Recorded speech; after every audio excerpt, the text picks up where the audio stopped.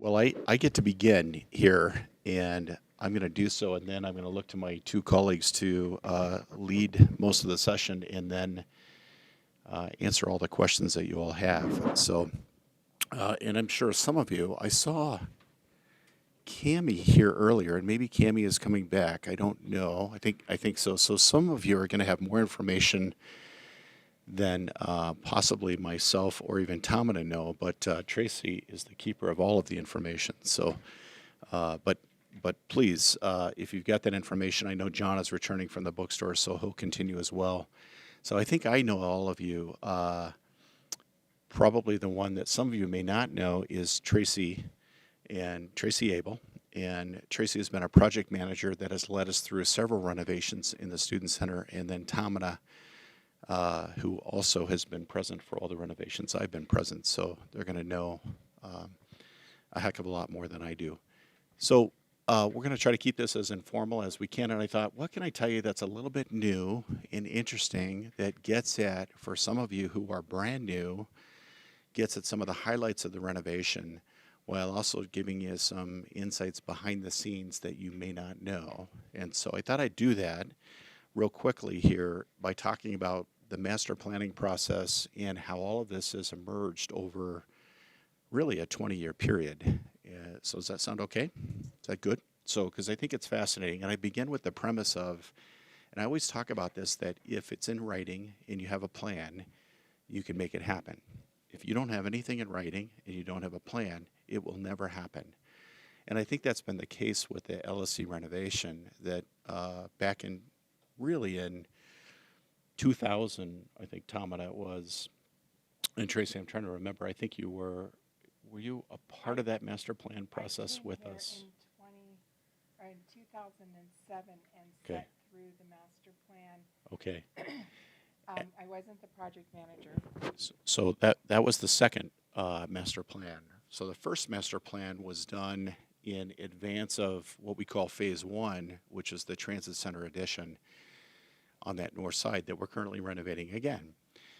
And that part of the building is owned by really by the city of Fort Collins and funded through a FTA grant, Federal Transit Authority, and the university provided the land and the parking out in that space that actually is owned as part of the land match in order to get the FTA grant that funded that renovation. We didn't put a dime into it.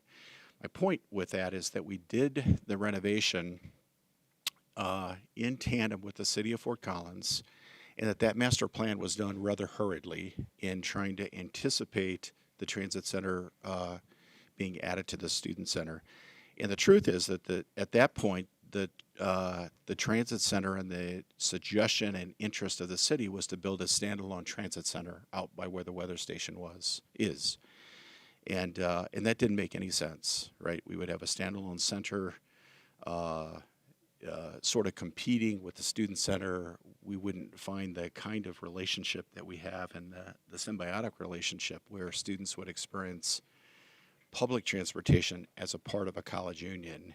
And so finished that phase one, or that first master plan, in 2002 in advance of then that renovation being completed in 2004. And so that's right, we worked with CAS at that point. And I would say sort of I don't know that I want to call it a mistake, but we had a challenge at the time of knowing what should be the new look of the Laurie Student Center on that end. And at the time, the desire was to speak to the College of Business and the design there, hence the red tile roof that you see that is no longer there. It's been torn off. And so the desire with this next master plan to go back and redo that. So that was the first master plan. And then, yes, you became part of the revision of the second master plan that drove the phase two renovation that we did beginning with the theater and then the central part of the student center. And that plan was completed, I think, in 2007 in preparation for beginning the next renovation in 2012. That was the 50-year celebration of the Student Center. We kicked it off at that point and then finished that project in 2014. And so That ended up being phase 2, as detailed in that next master plan process. And then for the last phase, we did not update the master plan, because I think I consider, and you probably can speak to this more so than I can, that a master plan is really conceptual. And at that point, we knew what we were going to do. What we needed was a program plan in the renovation for this phase 3 project that now is 2 years behind where we had intended to be, of course, because of the pandemic. And as a result of that, we're also about 25%, I don't want to call us over budget, but it did increase the budget by another 25%, roughly from 23.8 million to approximately 30 million at this point. And we can talk more about that when we get into the detail. But I think the point to share with you is that this has been in process for a very long time, in trying to envision what the future of the Student Center might be, with the lesson learned that we always want to have a plan for what you want to do. And by the way, those plans don't come at they're not cheap, I should say. So, right, the initial plan was somewhere around $100,000 just for a conceptual plan, and then the update to that back in 2006 was another $60,000 that helped form the basis for the phase 3 renovation that we're doing now. And of course, they're conceptual. We haven't done exactly what those plans entail, but they give you a sense of what they thought it might cost at the time. And of course, nobody would have anticipated the pandemic and built that into the current cost that we're seeing. So I will stop there, but thought just that it's interesting to look back and know that that planning process has been going on and has involved hundreds and hundreds of students and faculty. At the time, we had a faculty member on the master planning committee who was still teaching on campus, and then of course, the staff and all of us who are part of that. So at this point, I'm going to turn it over to Tracey, who will run through this with you and give an overview of the project. And hopefully I stimulated some additional thoughts about how we got to where we are today. So I was reminiscing, right, thinking about everything that we'd went through, and I got brought onto the project just to kind of listen through the program plan. We had another project manager. It was right after 2007 when we went through a downturn, and we had several project managers at FM that had to go through a layoff. And at the time, they did not necessarily believe at FM that the Student Center was going to move forward. And so I was just sitting in to learn. And I had a huge growth. If I remember right, the theater was about $6 million, and I went from a $6 million project to a $72 million project. So a huge growth in my career, and a lot. We all went through a lot. This was, we will. I think FM would claim it too. This is one of the most difficult renovation projects we've ever had on campus, and it took a lot. And I think I'm looking around. I know Kathy was there, John was there. Just the move out, and all of the moves, and all of the leases that had to occur off campus, not just in the building. And some of you now are in the move now of moving out, and to see it and how it's operating. It's great to see from my eyes, because I'm not in this building every day, and then to come back into the building, when I'm out on other projects, and see how Tamane's team and you guys are maintaining this building. It doesn't feel like it's, how old are we now? 7 years, 8 years old? It just doesn't feel that way. And so that's really cool for me to step in and not see it aging and things not taken care of. So, I see it in you guys, the pride of the building, because we have some other buildings that are also 8 years old, and they're not looking like this building. So I just want to commend you guys for taking care of it like you have, because, when you get this north end complete, and it's going to be amazing, and how it ties back together, and it doesn't feel like you're crossing a threshold. So that's the goal. Even though we have limited dollars, we're not at that dollar amount that we were the last time, but the goal is to get there, and we'll keep using every dime we can all the way to the end to do that. And so we've developed a good open transparency with the design team. You guys can see up here, that's HCM2. We have a design team that we work with, and we also have Hazelton, who's our contractor. And our last projects were what we'd call a CMGC, where I contracted the architect and I contracted the contractor. This one's a design build where we contract the contractor who has the architect with them. And what that does is it develops a relationship where we aren't fighting against who drew what. It's, no, you guys drew it, and now we have a guaranteed maximum price that we work under. So that's the piece that we've learned over since the Student Center. We've done a lot of projects, design build here at the university, and we're finding great success because it becomes a true team effort, and it's not this pointing at each other for who did what wrong. And it really helps us get to the end of a project. So that's the kind of relationship we're in. So just talking a little bit about the north end, you guys can see the approach is a little bit different. We've got a few more stairs because we're pushing out further.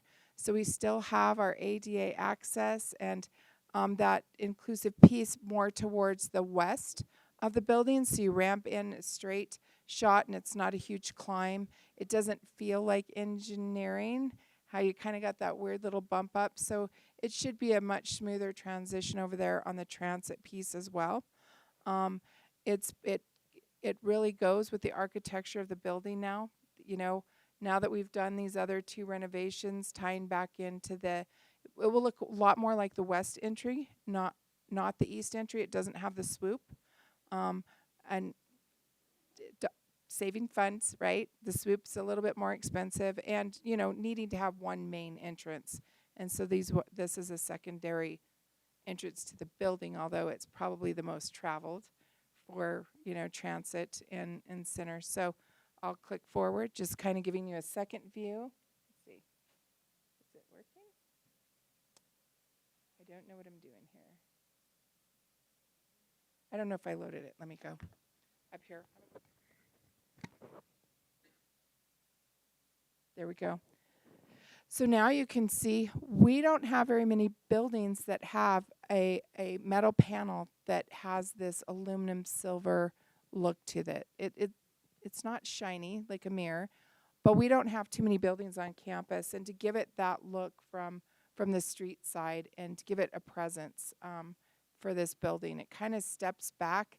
And now that we're adding a third story for ALVS, we wanted to look at how that looks. You guys can kind of see we've still got the same footprint for transit. And then as you step back, you can see all of that third floor is new addition to this side of the building. And I'll show you here in a minute in plan. Above that, we are replacing all the mechanical for the third floor.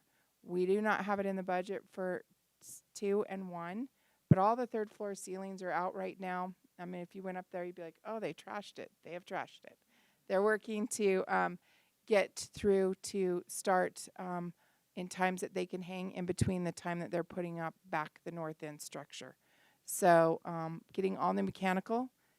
Tamene can talk a little bit about when some of the original mechanical.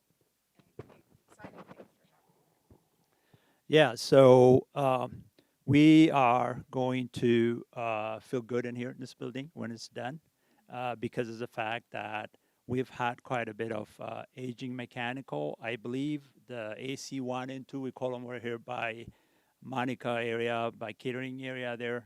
I believe they're original equipment. And so you could, 50, 60 years, close to that. And all of that's going to be rooftop units. We'll have 2 big air handler units on top of the roof to service the north end of the Lori Student Center, Transit Center. So we've also had to, we no longer have an HVAC unit that services a gray rock room space right there. That would be demoed out and then again replaced by the rooftop units on top of the roof. Yeah, so we can move on to the next one, and then we start getting. So this is a cut through. This is if you're standing in Cam's or Cammy's lobby shop looking back towards the transit center. So you can kind of see a cut through of kind of what that space looks like in the addition for ALVS. So currently most of you know where the restrooms are. If you can kind of locate that just around Ramride. Above that, you're seeing, I'll step up here. Above that, you're seeing, this is the bridge that goes over now to Grey Rock Room, that's getting pulled out, and that's going to be the new ALVS space on their main level.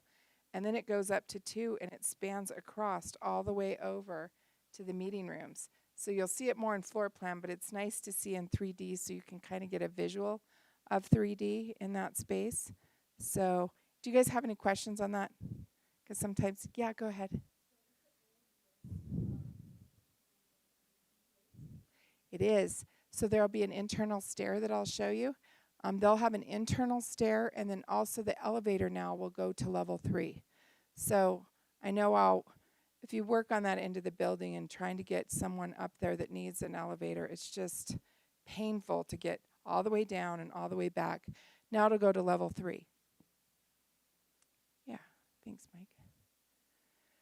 So this is kind of phasing, and I made some notes off here over to the right for you guys to kind of see what's going to be open back up in the fall. So plan is we've got less than 65 days as of today to get the structure back up on the north end and get us open and the second floor put in so that we can come back in on the north. So we're kind of there and looking through that. And then we get to, did you go through all of them? Oh, I was just, did I go backwards? Did I put these up backwards? Okay, great. So these are just kind of dates in what we're touching in the phase and allowing everybody back in and then phasing to get back in the bookstore as well. So bookstore should be complete on level 1. And we've been fortunate. Everybody else is having lots of delays. Our steel is still on. I mean, we only have one major hiccup, and that's our transformer, but fortunately, facilities management has several in our yard. So we're in good shape so far. So yeah, we can move forward. And then again, ALVS. And so this bookstore won't start immediately after in August. We take a break and we stay focused on finishing out the addition.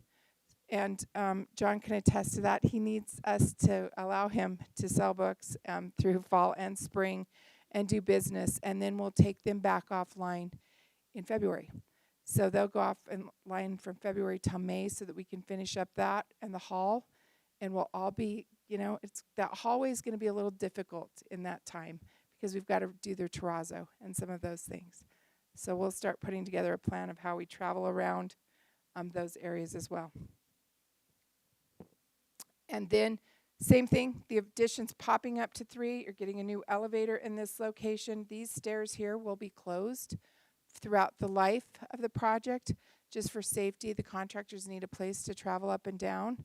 And currently, ALVS is living in this room, but at the end of the summer, when we get our fire suppression back up, both legal services and ALVS will be going down to level 1.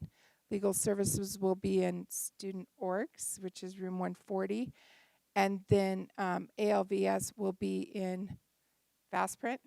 I always say it backwards. It used to be RAM copy a long, long time ago, and I always say that.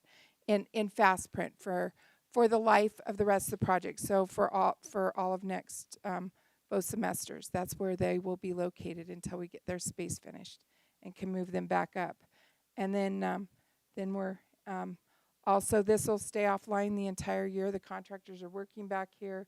This is where most of the mechanical pops up, travels across, and then up to the roof. So that's where they're working. And so when you see that wood door, you'll see me going in and out of there a lot too.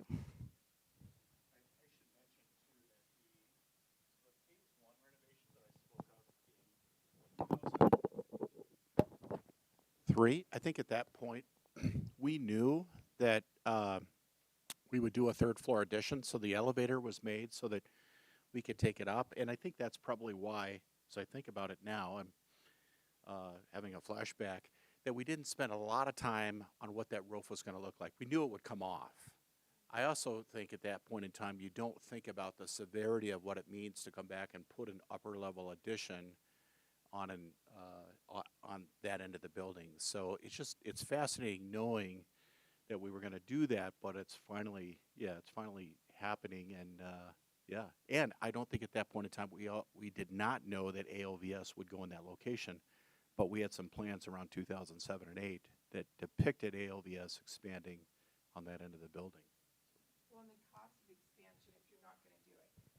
So, biology had funds to build for a 5th story, but a lot of the buildings on campus, it's upsizing all the steel and being ready for something that you don't even know what you're going to build. So you have to make a decision early on whether you're going to invest for 20 to 30 years from now. So wanted to give you guys a quick look at, what we're hoping that the bookstore, just some graphics. There's a super graphic that travels across that ceiling that tells the story of all of the past logos that we're going to incorporate in that space.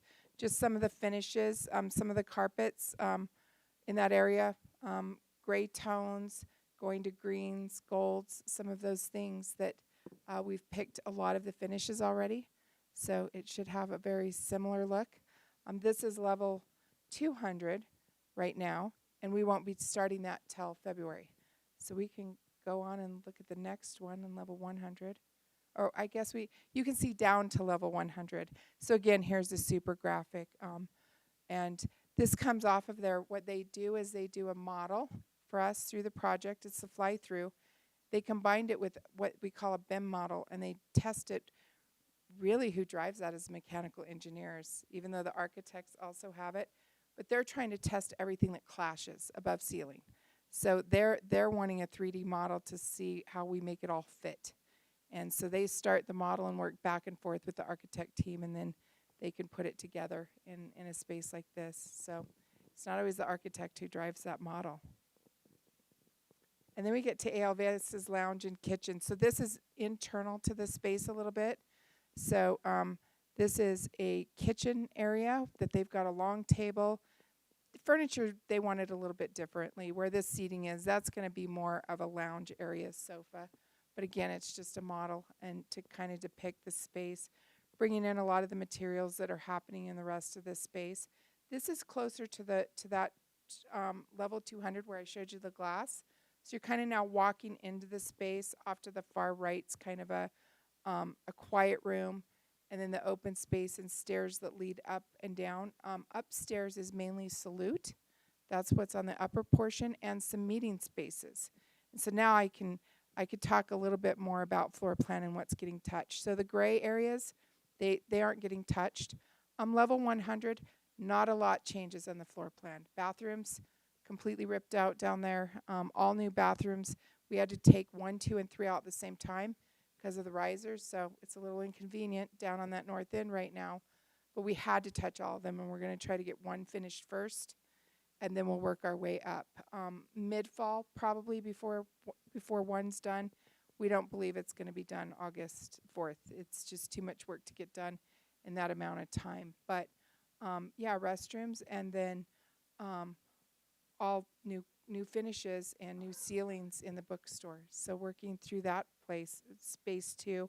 We have ceilings down the hall, and then tying everything back together with that existing floor. We're working through that. Then you get to level 2, and I want to point out right here, this is old Ramtech, where bookstore is currently housing some things. This will get demoed in February, so that or sooner. We know by February, but or sooner, because we'll be working in that space. We've just got to figure out how we get people where they need to be. But that'll demo out, and now we'll have seating similar feel, hopefully, to like the Sunken Lounge, where the student population and adult learners can be. We also think that a lot of people who are waiting for transport, because when you're down there, there's no real place to sit. So you're on this end and timing yourself to get down there to sit. So I think transport, a lot of individuals will use that space. And what it'll do is when you come up the stairs, now you can see into the bookstore. Because I'm not in this building every day, but when I'm standing right there, I probably get asked almost every day, where's the bookstore? Because it's very confusing when you get to the top of these stairs. And then it'll open up back into here. So currently we don't have someone in this location. Ramtech was going to go into ALVS, and when the salon became a possibility, as a retail space.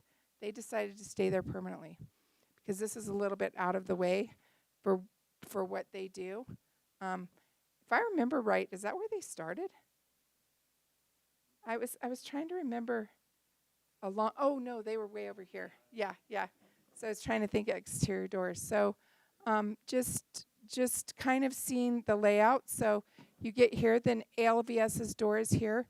Currently, this is where the walkway is as you go into the Gray Rock room. So just kind of seeing that they've gained some space there. The restrooms are redone in that location. They also have a back of house pantry, which will be really nice so that it's not out front and people can get in and go to the pantry, copy room on this, and then their meeting space. And then the bookstore on level 2 will all be redone. Student legals will have all new finishes, small things in their space like glass block, and getting rid of some of those things will happen. And cleaning up this whole area and trying to figure out how we make that movable, but also some tables that can withstand being set on and some of those things to kind of change that feel of the flea market. Then we get to level 3. The footprint is pretty much the same on level 3 as you get to here. Then this meeting room is getting shortened by that length because now we have a hall. And this hall at the end, you'll see glass. It's really important in this building to kind of get some vistas and see out because it's very confusing when you start moving around this entire building. It's so large. So that's going to be an important piece. And then you've got 2 additional smaller meeting rooms in this location that'll be scheduled through the LSC. And then on here, the reason that there's 2 doors going in, that is ALVS, but after hours, those will also be scheduled for the LSC. So as you move your way up the stairs, ALVS, all of this now is ALVS, where down below there to there. So it's a very large space. They went from 1,800 square feet to over 8,000 within their space, and then you've got another 1,200 or more on the outer portion of where they've got. So they're times 4. They're going to be able to really grow and expand their program a lot in that space. And it's a lot of thanks to the students who voted for it. So thank you. Yeah. And so then you wrap your way around, redoing all the terrazzo. And then we want the terrazzo to come in here and create a band so it doesn't feel so off limits. It's got a feeling of off limits now, and trying to open that up and make that a little bit more accessible feeling. And we're getting ready to start talking about Aspen Grill. It wasn't in the project. We had to get through a lot of things and make sure that we had the budget to do that. And this next week we'll sit down and start talking about how far we can take Aspen Grill and what we can do to lighten that up, see if we can get some more natural light in that space, but it all depends on budget. And so very little, we don't touch much back of house on any of this. We are putting all the money out in the front of house. Beyond mechanical, we touch everything on this 3rd floor. New lighting so it matches the halls. So it should feel like when you cross over, you wouldn't notice it anymore like you do today. Other things to add, Tom and Mike? Oh, yes. Yeah. Yeah.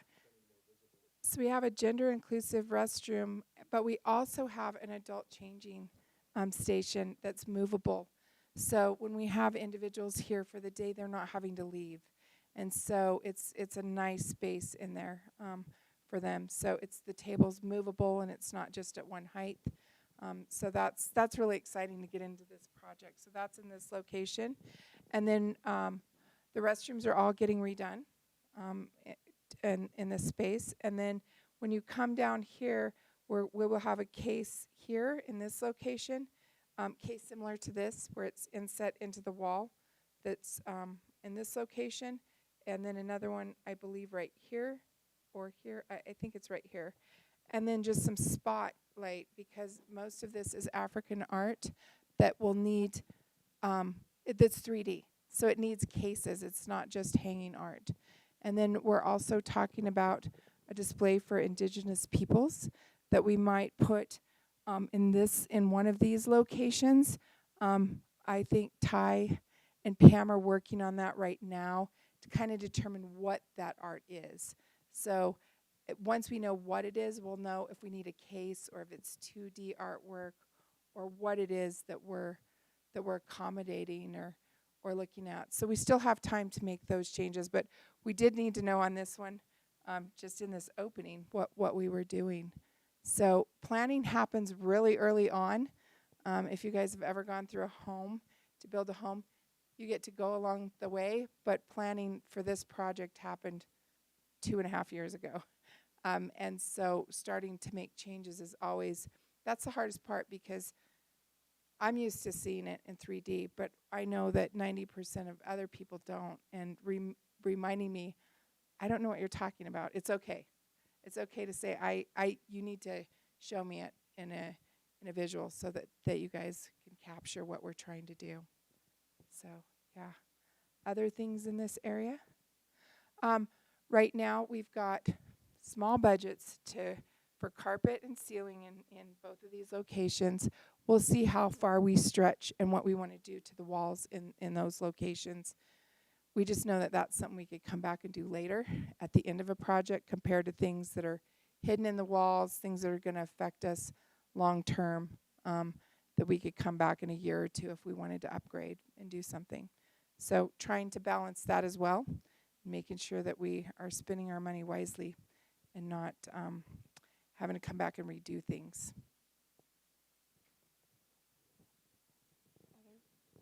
Do you have other ones? Yeah, questions. And feel free to ask me to go back to anything. You guys have questions?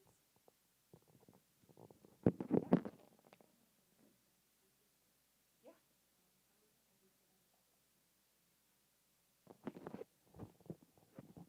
So let me give you kind of a location.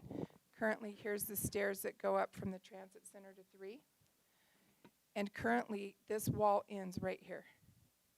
So when you come up those stairs, you'd go into this meeting room here. Now we're taking part of that wall out and creating a hall that comes down. So all of this now is addition that pops up on 3.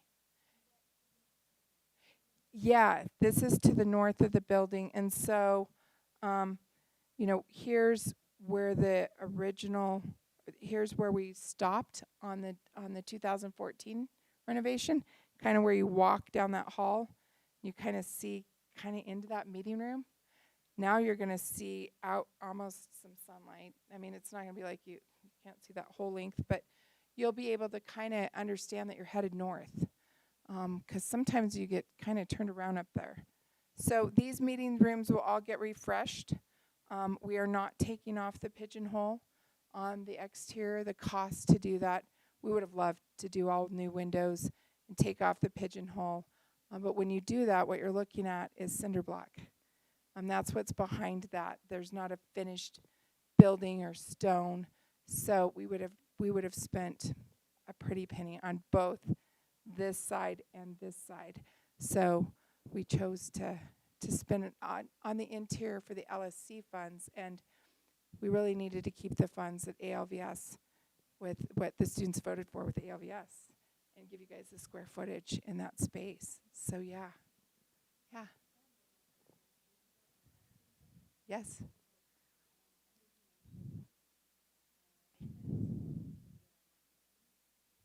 So they aren't, that's correct. We are doing something Aspen Grill, but it came late in budget.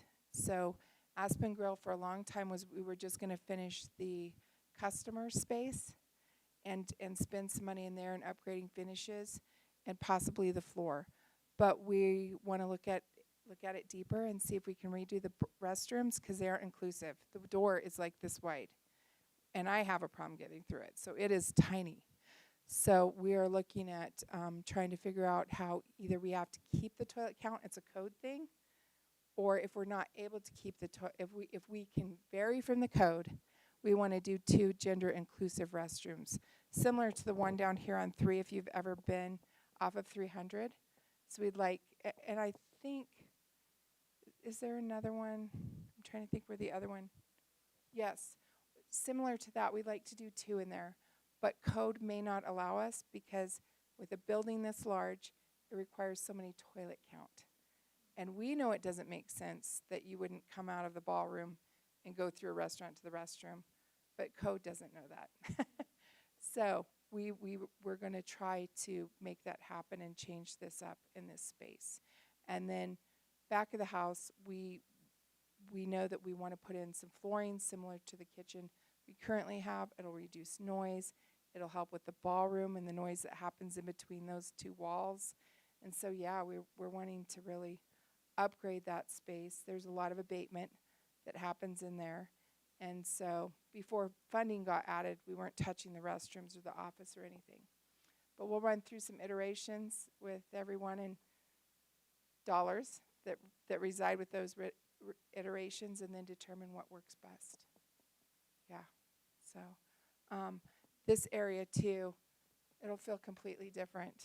All the wood, you know, we've got some wood columns currently. We're going to paint those out and get that really bright in there and feeling like the rest of the space, where the intention is for it to look a little bit more like a Long's Peak space. We don't have fireplace, but a little bit higher end than a meeting room, and so that it can act as pre-function to the Cherokee. And we're looking at renaming Cherokee Park. I'm going to let Mike tell you a little bit. Do you want to state anything? Okay. But before I do that, how about questions? And we've got Tamene here too, so he can answer the technical stuff and some of the planning if you've got questions for him. So, Penny.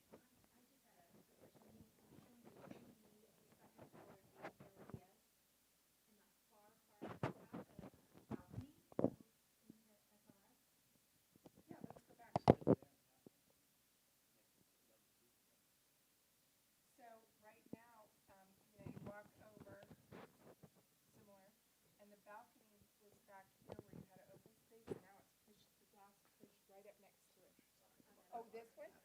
On the exterior? Yeah, we've kept that. We originally looked at expanding that further. It just didn't fit into this budget because we thought if we could, we could create space for individuals waiting outside. You know, it's just not in the current budget, and it also affects transport's exterior window. So, yeah, and they paid for that portion, so a little bit of balance there.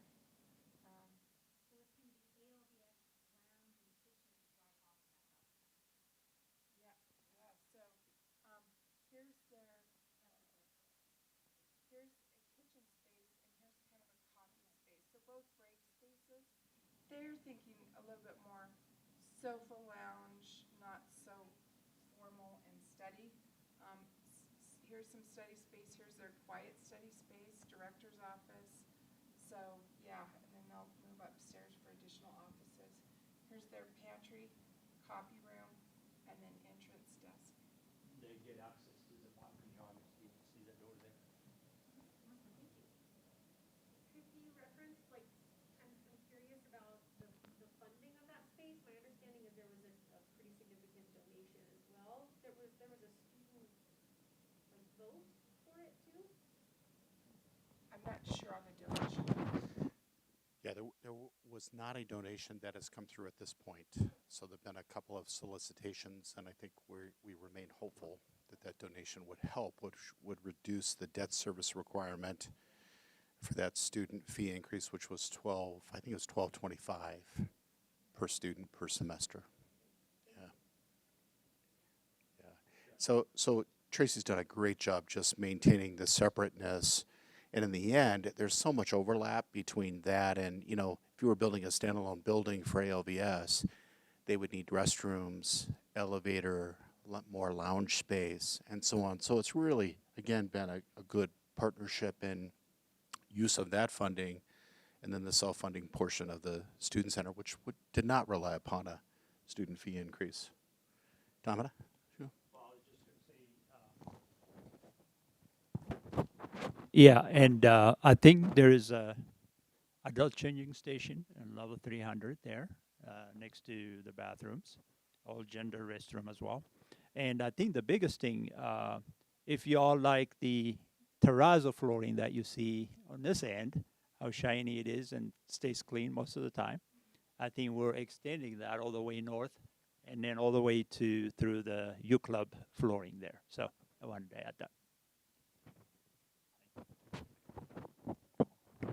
Yeah, I think this is one of the coolest parts here is when you come around, and so like for Abby, one of our newest team members here, so giving directions to folks in where's the Aspen Grill, I always say horseshoe left, right? So as Tamene and Tracey just described here, and there no longer will be a set of doors here that make that club. That's what Tracey was referring to and feeling exclusive. We're also talking about changing the name of the University Club. So I think it'll be something like the University Room. Cherokee Park will change its name because the Cherokee indigenous people really didn't make use of Colorado as a home as some of our other indigenous people. So that's a project that has been in the works actually for a couple of years. So it was picked up by Lance. Some of you know Lance, right? He was working on it, and then he transferred that over to Pamela. So we'll be coming up with that in working with the Native American Advisory Board to the President's Office, or Task Force, I think is what it is. So, but I think Aspen Grill will probably remain the same name, right? Aspen Grill, AG for short. It's got a lot of connection. Our school colors come from the changing of the trees, of the aspen trees, from green to gold. So that's not true, but yeah. All right. We could just keep going with it, but yeah. So, and I saw Sean here too. So back in the kitchen back here, right? This is currently mechanical, all this back here. So the hope is that we would open that up, use that for prep space, some storage space, maybe even partial office space, depending on the whole restroom conversation that we have. And we're hopeful. Tracey, no pressure, but we can make that happen. We're working through that with our code reviewer next week. One of the things that we've also held on to in the demo is the handrail that has the aspen kind of etched into it. We've held on to that. That's above transport, because all of that goes away, and keeping that for Aspen Grill, and us looking to see if that's a great place to use it, if they like it or if they don't. But that we've been trying to find things to hold on to on this end, but again, it was added on to in 2007, and so it's not as historical of things for reuse in that space as this end of the building. So yeah, we find little treasures along the way, though, right? Virginia Dell Room and some things like that. So yeah, we will continue to try to look and incorporate. Pamela is also working on the branding piece, and so different stories to be told throughout, just like we have it here on the north end. So as we migrate through, so it also has that feeling. And I know she's still collecting those kinds of informations and stories, and then we'll be incorporating that. But I think we've got the African art and the indigenous peoples currently. And then in John's, in the bookstore, they're looking about telling academic and sports. Academia on level 1, different sports on level 2, and we'll work through that as well. I know we're going through a university branding effort, so we're trying not to get out ahead of ourselves.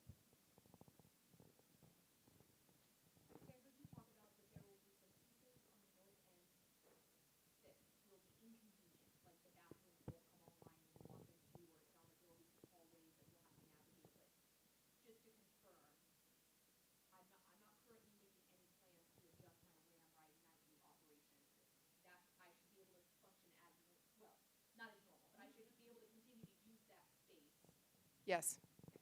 Yeah, so CAMs, everyone will be able to open back up on level 1. On level 2, when you get to the top of that stair, the current wall will move back further, and you just wouldn't be able to go around the corner like you would if you were going to that space. And level 3 stair will be closed because we don't want them spilling out into construction. Not quite sure how the elevator situation will look when we get to that point. I don't think we'll have the cab till February. So I think they'll still be possibly able to travel up and down to 2, but not quite sure yet. Because we've got the ceilings all tore out in ALVS currently. We've got to do some tear out in that hall. So just keeping everybody safe, not catching or cutting or any of that stuff as we go in and out of those spaces. Yeah. So it should feel really good down on level 1. We may not have the new stair treads and new handrails in from 1 to 2. May still be what's currently there, but that gets all new glass handrail. Those stairs, we're saving some money there. We aren't ripping them out. We'll paint the copper color, the silver. It'll get gray tile, so it starts to make connection. Yeah. Other questions especially effects. One of the things that we've realized is we need some better signage. That's what I'm working on after I leave here. Ben has some presentations tomorrow, so he needs some things from me. But better signage is what I'm hearing out in the parking lot so that we know that the bookstore's open. People really know how to get places.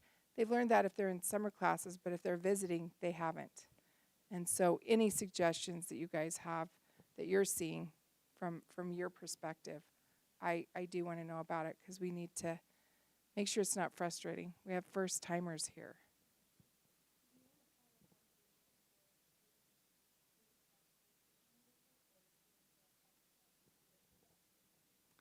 Yeah, so that first week of school, we should be completely opened up and pulled back the fence up to the building so that we're not, we should be. Let me just say we should be.